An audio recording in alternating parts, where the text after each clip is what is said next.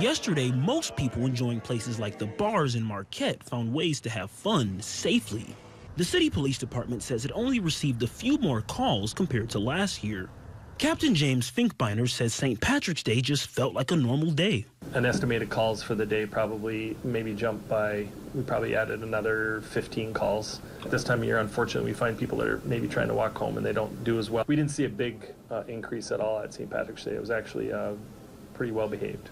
Finkbeiner says there's a growing awareness among Yoopers when it comes to making good decisions while drinking. Whether it's having a designated driver if you're going to go out to a bar and have a few drinks, walking, taking advantage of some type of public transportation, making those prior arrangements so that if you do go and have a few drinks, you don't get behind the wheel. I think that's definitely been a byproduct over the last several years. Michigan State Police 8th District Public Information Officer Ben Ekela says they handled a significantly larger number of calls than typical, going from Saturday until Monday. MSP responded to a total of 109 incidents, and that could be various types of calls, and that's throughout the entire UP.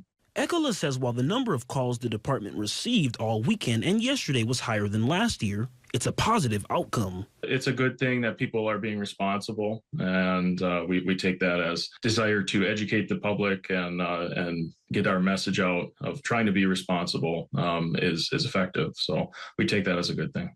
Both agencies say they hope next year will bring an even safer St. Patrick's Day as people continue making efforts to drinking responsibly. Tristan Kendrick, TV6 News, Marquette.